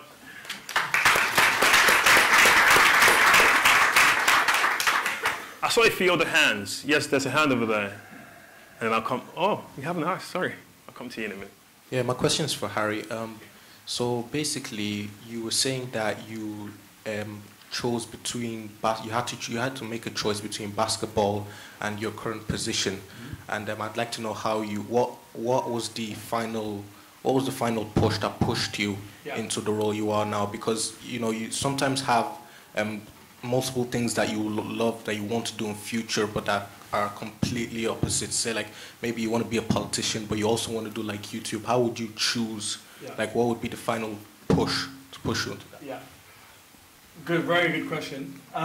So I guess for me, there were a couple of factors. Number one, I definitely don't think I was good enough to make it to the NBA. Let's be very honest. I was good, but I wasn't that good. I wasn't the best. I wasn't, number one England player. I wasn't even like that. So I think I had to be quite honest with myself about that. Also, my motivation. Did I want to wake up and train every single day? Definitely not. So actually, and there's this really cool theory about finding out your purpose. So, and this is why I talk about frustrations a lot. You find something that makes you angry. So again, for me, it's injustice. It's people not getting what they deserve. And then the other thing is what you would do for free. So a lot of the things that I did, Youth for Change, I didn't get a penny of Youth for Change. I didn't get paid. I had to work a job alongside it. I worked, well, I didn't get to explain it, but I worked in a coffee shop. I worked in office shoes. I worked in, you know, I did all these other things to facilitate what I was doing with Youth for Change. So again, like that was a very big eye-opener to me to say, wow, I actually love this so much, I don't have to get paid for it. Luckily now, you know, I'm able to get paid from the government, but you know, like, there are other things. So I think that's another thing. And I remember I had a friend who now plays full-time in Spain, so he plays basketball full-time in Spain, and I'd look at this guy, and like we'd be on the bus chatting, yeah, cool, yeah, what you doing tonight, blah, blah, blah. And he's like on his phone, headphones in, like watching a game from last night. And I just knew that I didn't have the same level of passion that he did. So I think that's some of the way that I did it. And again, like I'm one of those people who, again, you know, like the whole jack of all trades thing, and it's so scary because you can end up doing a whole bunch of stuff and not being great at anything. So actually being able to pinpoint and pick, great, this is what I'm good at, this is the thing, and I'm still on a journey with that, like I really am. But I think that's how I was able to pick, is be really honest with myself and say, am I actually good at this, or do I just like it, or do I just enjoy it? Like I still watch basketball and I love it, but again, being able to do that I think is important. Thank you very much. Just before I take that question, I think it's important to actually some of the things you guys said. You know, you look at Harry, you look at Lee today, and you're looking at, wow, okay, almost finished product. But you listen to their story and you hear Lee worked in a takeaway shop.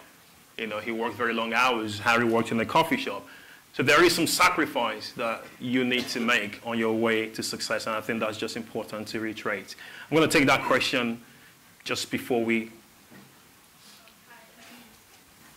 My name is Ayo, and it's for Harry. You talked about Youth for Change, and you have like a certain age where you can be involved in. So I'm guessing you can volunteer, is it? So how do you start the process, and what do you need to do? That's what it's about. You're asking me to be involved, right? No, if I want to be involved. No, that's what I'm saying. You asked me. That's great. Like, can we give a round of applause for just actually popping up and saying how are you involved?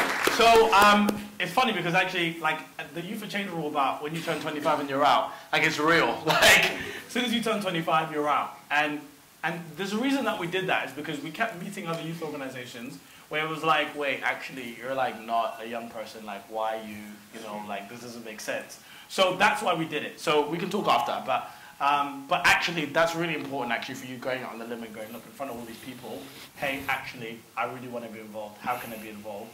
Let's take that as a lesson to say, like, look, even after this, come up to us, speak to us. That's why we're here. Like, I didn't come from London to just talk at you for this whole time. Like, I want to help. Does that make sense? So again, where I can, I will 100% help. I'm not going to do it for you. Like, that's it's up to you, like, to write the email and do your CV and all that stuff. But again, like, this world, and I really like what Lee said about, you know, like, you're given power. Like, it's all about connections, how you're able to leverage those connections, and how you're actually able to talk to people and say, okay, great, actually, this is what I want to do. And yeah, that's what I'd say. Thank you very much. Thank you. One final question before we wrap this up. Just bear in mind, Lee and Harry are going to be here after this session. Please network with them, engage with them, and talk to them. Yes. Hi, gents. My name's Sam. So I want to ask the question on fear and being able to overcome the fear of rejection, because in both your stories, you both mentioned it about how you're able to sort of overcome the so many no's, and I'm just thinking, wow, like, as a human being, nobody likes to hear the word no. Do you know what I mean? So every time you hear that, how did your self-esteem and your belief in yourself not get diminished, and how did you sort of get back each time to go in there and to, you know, to convince someone of your idea without having the fear of thinking, well, the last person said no, the last 10 people said no, so isn't this person going to say no as well? How did you overcome that? Good question. No, after you. Now I'm trying to hear you. Okay, very recent example when I got told no. Very recent. This is like 2 months ago. I applied for something called TEDx Teen. No, not TEDx Teen. OpenX. And it's basically TED's like youth thing. Really, really cool, right? So I saw one of my friends on it. I was like, I definitely want to do that. Applied. I had a sick idea. I had a sick video. Like, I was like, yeah, I'm definitely gonna get this. And again, like, I just reeled off like everything that I've done. I got told no. I didn't even get to the second stage. And I was like, what? I was like, are you kidding me? Like, I'm good. Like, I know. Like, I should, like this should work out. And like, but the thing is, you actually get used to hearing it, especially if you're used to pushing the boundary. You get so used to hearing no. And I think for me, it was crazy because I was mad and it was okay. It's okay to be mad for a day. It's okay. You soak in your feelings. You're like, oh, crap, this is terrible. Oh, nah, forget my whole career. But then the most important part is you time limit it. And I say, great, I'm just going to feel sorry for myself for a day. After that, you get right back up and you apply for something else. And I did. And, and there's going to be a film that's going to be done, like BBC's here. All of this stuff, you have to get used to hearing no, especially if you want to push, especially if you want to do something that is out of the norm, because most people don't like it, but there will be that one yes. I always say, you get 1,000 no's, but there's that one yes that counts.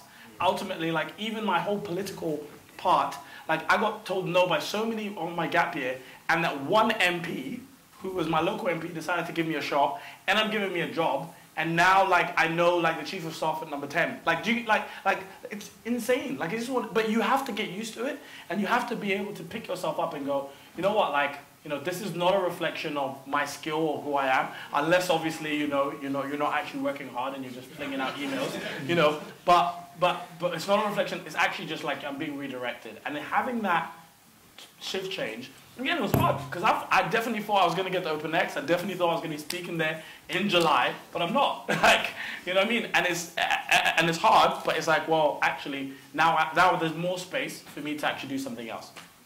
Fantastic.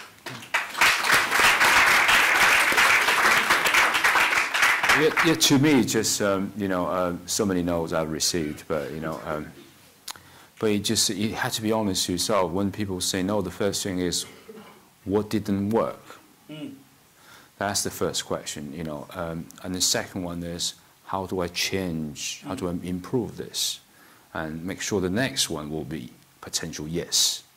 But obviously, when people say no, obviously you don't feel well. They don't buy your thing, Like my project is a professor. When I said to him, I do this, no, I didn't listen because I thought I couldn't afford to listen to you. That's why you're teaching here.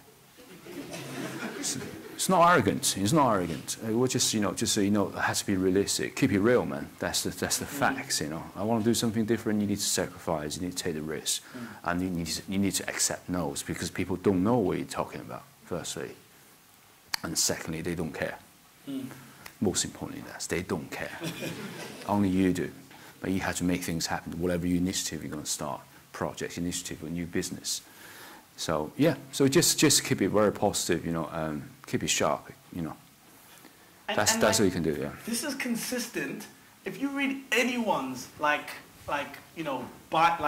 autobiography or whatever, I'm slowly realizing that it's so consistent amongst people who have sort of had an upward trajectory. So not people who just had loads of money already, but people who had come from an unconventional background and decided to do something unconventional.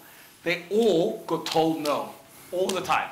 Airbnb, LinkedIn, Tesla, all of them got told no, all the time. Yeah. And it's that resilience that made them different from everyone else. And if you keep knocking on the door, regardless of what is being said, there's so many times when I definitely wanted to peace out and go do investment banking, 100%. So many times. Even last week when I was like, this is too much. Like, I just need to go and earn a lot of money and enjoy my life. Do you get what I mean? But ultimately, it's being able to be resilient and actually being able to say no. Like, all these rejections. And again, these are job rejections. These are rejections of people who you want to work with. These are rejections in terms of a project not working. Or someone saying that's a stupid idea.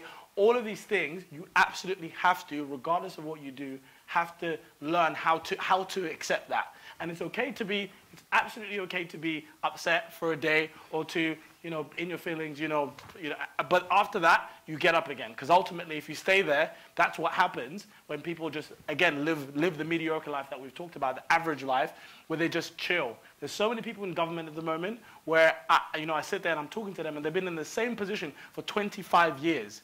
And it's just because they applied for one job, like 20 years ago, and they got told no, and they're like, okay, great, so that means I'm just going to chill here. Do you know what I mean? So, and it can happen. And again, you know, if it's because, you know, and I'm not saying that in terms of like, if it's because someone genuinely loves their job and they want to be there, but they're mad about where they are, but they're not doing anything to change it. So, you know, and you being a student, you being, you know, like you not having all the resources, it's just not an excuse. Like, it just isn't. Because actually, you're able to go out there. The opportunities are there. You just have to make them. That's what, and it's so consistent with all the stories that you read about.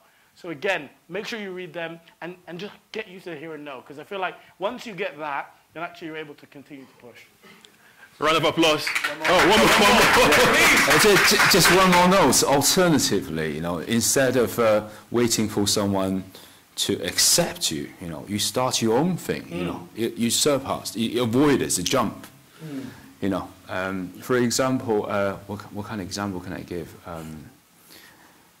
I haven't got an example, but I can say, you know, for example, before I did the pavilion, actually, you know, there was a research dissertation for my postgraduate, and there were 50 topics we could choose, and I invented myself one. And I remember clearly my tutor, you know, had a private chat with me, just said, "Lee, are you taking a piss?" And I said, "No, I'm serious. This is why I believe this has got huge potential. I like to learn something from it. I like to discover this area." And I said, "Well, the reason the university's got 50 topics, 50 by the way, we have the expertise. The things you're doing, we don't know anything about it. We can't tutor you." I said, "That's fine. I can find my own, you know, use industry leaders. I can do the, you know, primary research, go to see them, go to conferences, do interviews." That's something you might have to consider, you know, because everything's like it's been framed. This is what you need to do. This is the right thing to do, you know. And maybe it's not, you know. Maybe you kind of think a different perspective, you know, that suits you more. But obviously, again, it's about risk and then negativity. People say no, and then they see you as a, you know, in an organization, you're trying to do something different, doing something well, they see you as a threat, you know. But, you know, instead of trying to prove yourself that you are right, just do something just for yourself. Start something, a new initiative. Just don't care about what these people say, really. Just do it. If you want an award, maybe start an award kind of giving awards to designers or entrepreneurs and give yourself one. Round of applause, please.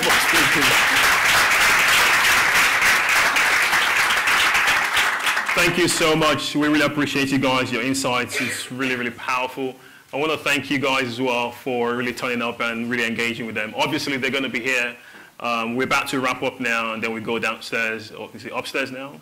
Yeah, upstairs for some food to eat. But then that's really the time for you to network amongst yourselves and also with our speakers. One of the things that we're very passionate about at the Masterclass is that you don't just come, listen, and go away. The question is, so what will you do for yourself? You've heard Lee's story, you've heard Harry's story. What are you taking away to go and apply to your life and say, okay, this is where I'm going to change. This is how I'm going to make a difference in my life because I want to make a difference in the world. And so the question is, what will you do? And that's a question for you, really, to ponder on, to think about, and to go and create something for yourself. Just before we round up, I want to give a massive thanks to, again, Liverpool John Moores University for making this possible for us. A round of applause to them again. Thank you so much. And I must say, the Masterclass is supported by a team of volunteers who give up their time. These guys are professionals who work in different industries. They are students, they are researchers, who are from different backgrounds, and they give up their time to really put these events together. I just want to acknowledge our Masterclass champions. Thank you, guys.